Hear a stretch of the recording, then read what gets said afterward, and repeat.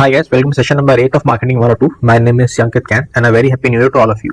As you know, in this series we are covering the subject of marketing which is relevant for class 12 student. Now in a previous session we have covered the topic of product classification, and in this session we are going to start with a very important and interesting topic of product life cycle. So basically a product life cycle can be broadly classified among the introduction stage, the growth stage, maturity stage and decline stage. And in this session we are going to cover all this stage one by one. So if we have to draw this product life cycle on a timeline, the first stage is the product development. Now, as the name suggests, this is a stage where the idea of the product is being developed.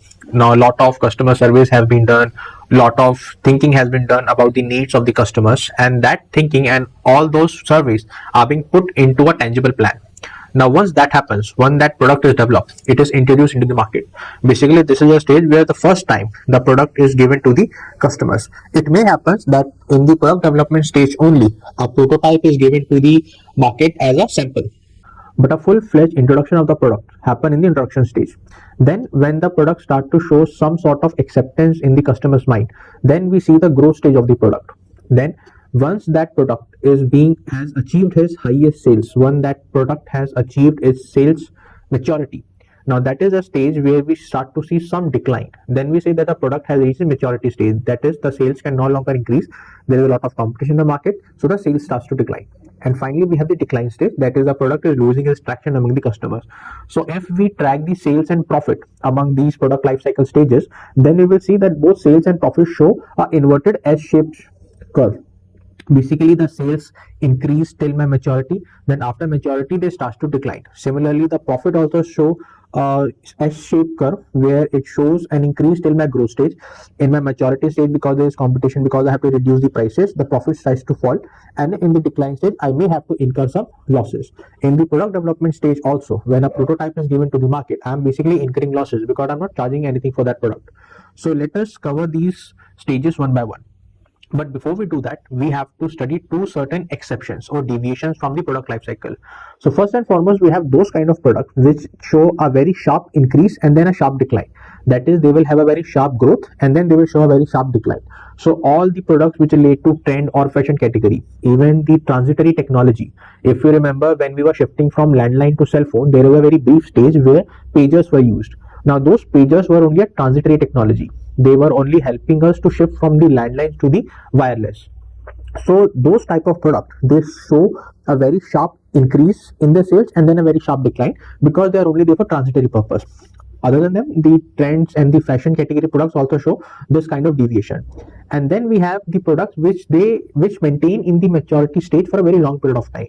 So if you are living in a closed economy, the number of sellers is limited, the domestic sellers are limited, and there are only few sellers who are selling few products. In that case, you have no other option other than to buy their product. So you will see those products remain in the maturity stage for a very long amount of time. Similarly, if in a country there is a monopolistic market, that is again a few number of sellers are there, then also their products tends to remain in the maturity stage for a long amount of time because of lack of competition. Other than that, commodities like steel or cement, because they are essential for the infrastructure development, especially of a developing country. So these products, they usually do not show decline because they are in demand regardless of the price. So let us start with the first stage of our product life cycle. It is the introduction stage. I think the name is very much obvious. The new product is introduced into the market. Now, it's not that the product is new. It may be the idea of the product is new, or maybe it could be a new product line. It may happen that in some form of another, that product is already exists in the market. But the idea of introduction stage is that this is the first time when a product is placed into the market in its full-fledged form. So in this stage, we see that it's a very risky proposition. Because first, the customers do not know about the product. The customers may not know about the features of the product. So because the customer does not know about the product, so you don't know how the customer is going to respond. So therefore, it's a very risky proposition. You need to create the demand. In order for the product to be accepted by the society, you need to create the demand. In order to do that, you have to spend a lot on the promotion. So therefore, we see more often than not, our product stays for a very for a very large amount of time in the introduction period. That is the transition between the introduction and the growth stage. It's a very long period because basically you are trying to get your product accepted by the society, which is not an easy deal. So what do? You put a lot of money in promotion, and there is a very high learning time. Why? Because first and foremost, you need your customers to respond. And when they respond, you need to learn why they are not buying your product or why there is not any acceptance into the product. Obviously, all of this ultimately leads to the high operational cost. That is, to maintain that product, you need to spend a lot amount of time as long as that product remains in the introduction stage. Now, because the customers do not know about the product, so they do not become your full-fledged customer. So a lot of trial purchase happen. Basically, customers, they prefer to buy a small quantity of your product. So therefore, you will see a lot of trial purchase happening. That customers, they want to try your product. They are still not become your full-fledged customer. They are not your returning customer. They are not your loyalist. They only buy your product in order to test that product, whether it is able to achieve their expectations or not.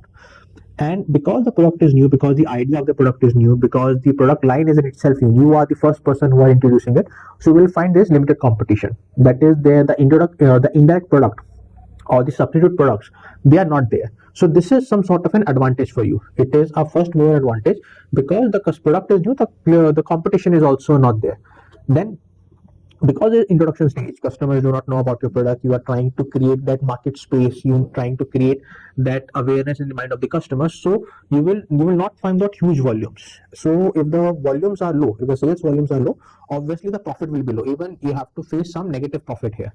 Then finally, as far as the distribution is concerned, because you still don't know how a customer is going to respond to your product, so you don't want to go very aggressive on the distribution channel.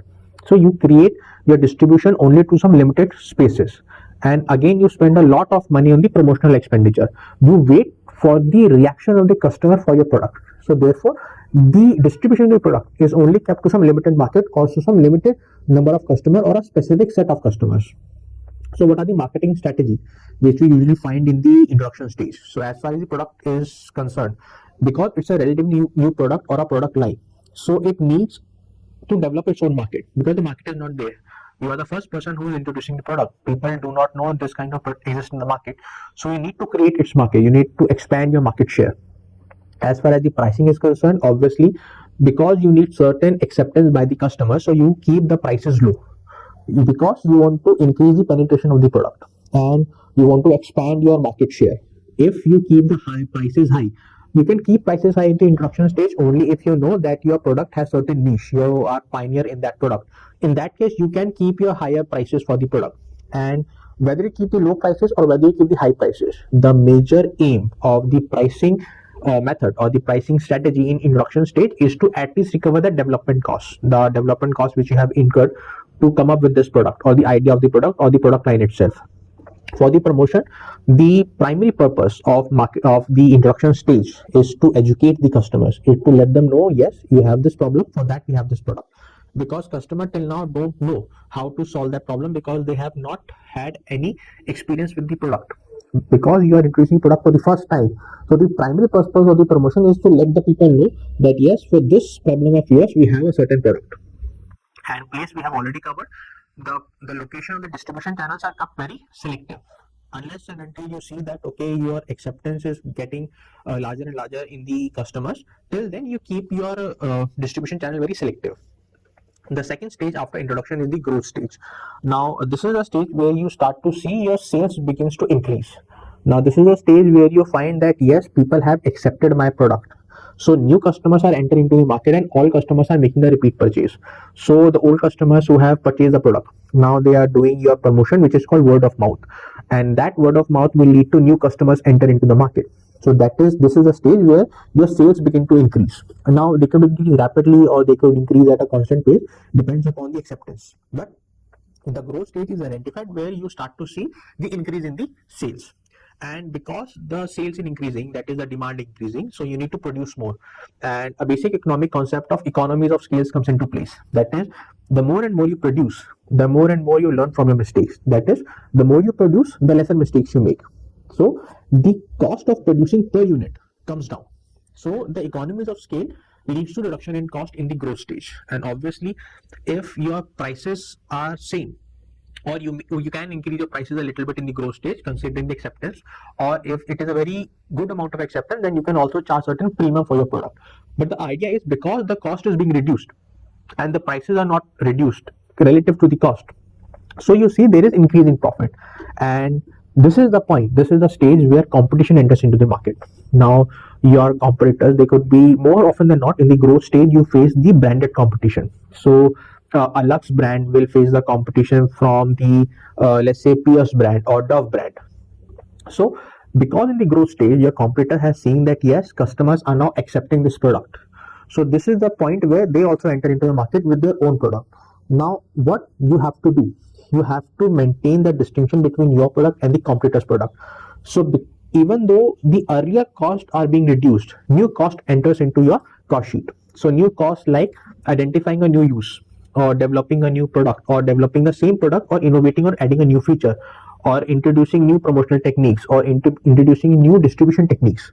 All these things have to be taken care of in the growth stage, because now this is the stage we are facing the competition. So even though you are able to reduce your earlier cost, new cost enter into your cost sheet in the growth stage. So what are the marketing strategies of the growth stage? See, as far as the product is concerned, you can either maintain the same quality if you're not facing much competition.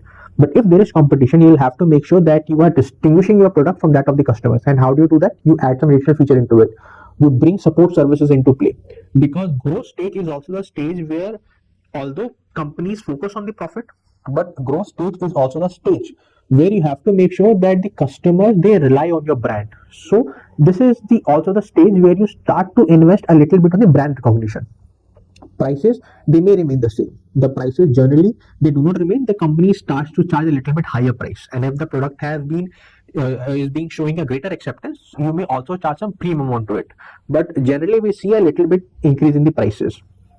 So promotion, now this is the point where you do not only want to cater to a limited section. So in as far as the promotion is concerned, in the growth stage, you see that now you focus on a broader audience, because now you know that okay, customers know about my product, so I can reach to the last customer also. So therefore we see increasing promotion and a large based promotion, or a promotion catering to a bigger audience. Now, because the demand increasing, because there is acceptance into the society, so obviously I will start to invest more in the distribution channel. Although it depends upon the product, it depends upon the acceptance of the product, but compared to the introduction stage, we see a lot of money is being given to the distribution channel. So I will start to make my product available to the nearest location possible to the customer. So I will not no longer limit myself to a selective market. I will try to reach my end customer. After the growth stage, we have the maturity stage. Now again, maturity stage is very much obvious, but what kind of product reaches the maturity stage? First and foremost, the products which are able to withstand the heat of the competition. If you are not able to withstand the competition, you will directly go from growth stage to decline stage, because you are not able to match your competition, because you are not able to beat your competition. So the products which only withstand the heat of the competition and which have customers approval, only those products make up to the maturity stage. Now what is this stage? Now, maturity stage is basically the stage where your sales do not increase. In fact, you start to see a stagnation in the sales, or at some point you start to see a decline in the stage. A major reason is there are a lot of copycats which start to come into the market, because see, maturity stage is the stage where customers have realized that okay, this product, or the competitor have also realized that this product has a lot of acceptance into the mind of the customer. Only this is the reason it has made it to the maturity stage. So those competitors, and usually the unbranded competition, which starts to bring up copy of your product. So when we say copy of the product, basically a lot of features will match very much to your product. So the color of the product will also be similar to your product, the shape of the product will also be similar to your product, the packaging of the product will very much similar to your product, which we call first copy or second copy in our local language. So those copycats, they also start enter into the market. The customers who do not pay very much attention to the product they are buying, so by mistake they may end up buying that copy product rather than your product. So that is also one of the reason your sales starts to decline. And then the price war begins with your competitors. The reason is because both of you know that from here on your product is going to fall only. You know that you cannot increase the sales of the product unless and until you bring a major amendments or major innovation in the product. So the point in the maturity stage comes to a price war.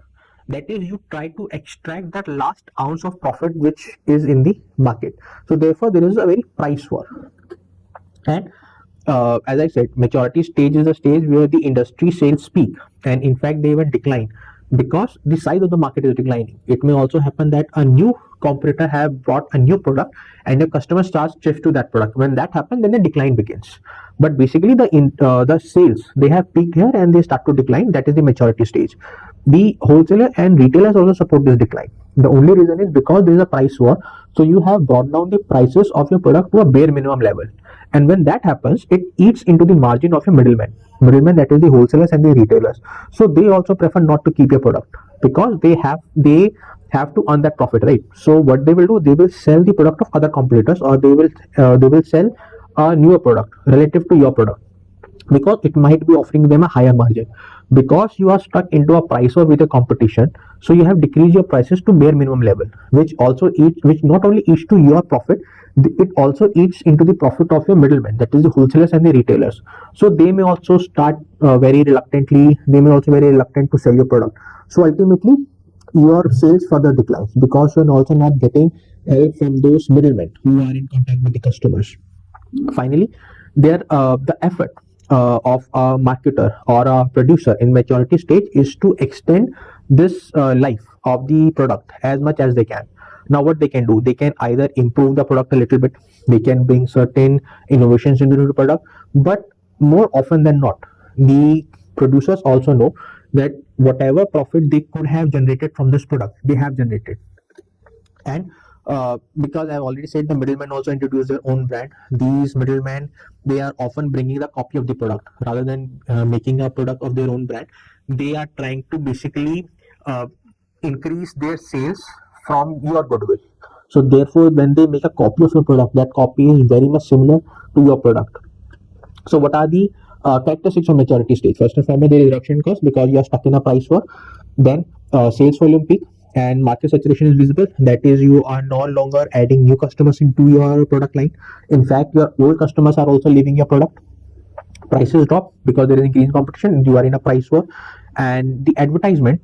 Now the purpose of the advertisement, we'll also cover it in the marketing strategy. The purpose of advertisement in maturity stage is not to sell the product, because now you know that whatever profit you could have earned from that product, you have earned. The market is saturated. So what you try to do, you try to focus on your brand recognition. Rather than selling the product, you try to sell the brand, so that tomorrow if you bring in a new product under the same brand name, you would not have to spend on that recognition value, because the customer already has some amount of recognition for your brand. And finally, decrease in profit is one of the main indicators of your maturity stage. So what are the strategy which we could follow? So first and foremost, as far as the product is concerned, we try to create a niche for our product. We can either create an image of the product by modifying it. The idea is, if you remember when we started with the introductory stage, now introductory stage, we kept our distribution channel limited. We focused on limited amount of people. When we traveled to the growth stage, we increased our customer target. Again, when we're coming to maturity stage, we are again reducing our target customers. Why? This target customer is, you can say, they are loyalists. We are technically creating a cult for our product. So as far as pricing is concerned, because we are stuck in a price war, because there is increased competition, not only from our competitor, from the middleman also. So we have to reduce our cost. If we reduce our cost, we have to reduce our prices. And therefore, there is a low profit. And for the promotion, rather than focusing on the product, we focus on the brand differentiation, we focus on the brand recognition. We try to create our brand image in the mind of the customer. So it is more of an image marketing rather than the product marketing. And as far as the distribution channel is concerned, because we want to create that image in the mind of the customer, because we want customers to remember our brand, so we focus on the services, we focus them after sales services, so that customers, they do not have a bad experience with our brand. The last stage of product life cycle is the decline stage. I think again the name is very much obvious. Now why decline happens? Because the customer preference have changed.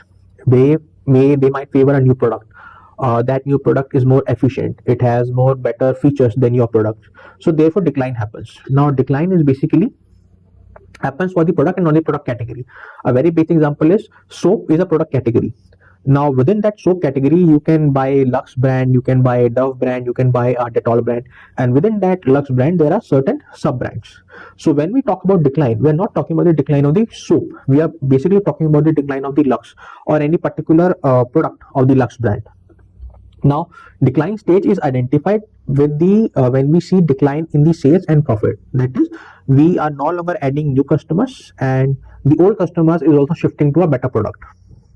the competitor on this stage also become more cost conscious, because decline stage is very critical. If you reduce your cost, obviously it is going to hit the quality of the product.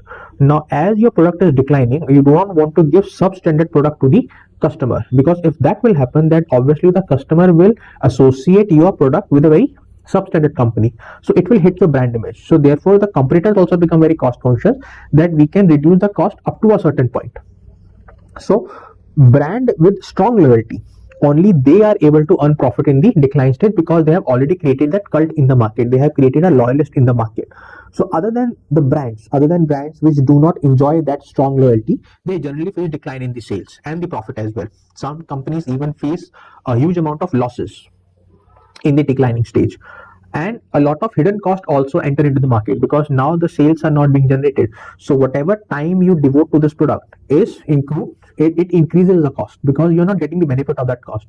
Sales force attention is also need to be focused, because in decline stage some companies they mistake that they will put a lot of cost into this, we will try to revive the product. But decline stage does not happen because the product is bad. The decline stage happens because there's a better product in the market.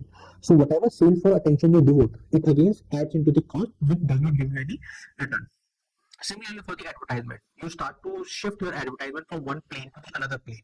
In that case also there is a lot of hidden cost involved. So when we talk about a dying product needs certain attention. So that attention could be what? Either you can maintain the brand without any change. This particular strategy is followed when you know you have a different product, a better product in the pipeline, but you need to clear the inventory. So in order to clear that inventory, you sell off that inventory at a very cheap price. So you do not want to invest a lot in that already manufactured inventory. So you sell it without any change. You can decide to reposition the product. A very good example is Wagoner car. So Wagoner, Maruti Wagoner, when it came into the market, it was sold as a personal vehicle.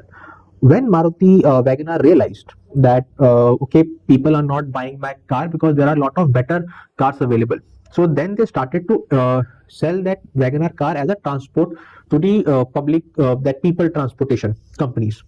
So basically, they reposition their Wagner car as a commercial vehicle. So you can do that. You can reposition your product, or you can end the product from the product line. That is called pruning the product from the product line, because you know, okay, I can no longer sell this product. So better to invest in a new product. So what are the marketing strategies in the declining state? As far as the product is concerned, you can either maintain the same product, or you can add some new feature into it, or new use of the product, like the Wagoner did. For the pricing, it could be reduced to enhance profit. It is again a method to sell off the remaining inventory, to sell off at discount, or you sell it off at a very cheap price in order to get that remaining profit from the market. The promotion is targeted to some loyal segment. As I said, decline stage, only those customer care about your brand who are your loyalist. So obviously you will target to them only. Even if you add some new features into it, you will only target to a loyal segment who you know are going to buy your product. And as far as the distribution channel is concerned, the place is concerned, you require frequent readjustment, because some market may have seen complete decline. So we have to take that stock from there and give it to the market who is still going through a decline stage. So a lot of stock readjustment is required in the declining stage. With this, we end our today's session on the product life cycle. I hope you like this video. I hope you understood this topic. If you did, please like, share, and subscribe to my channel. Thank you so much for watching.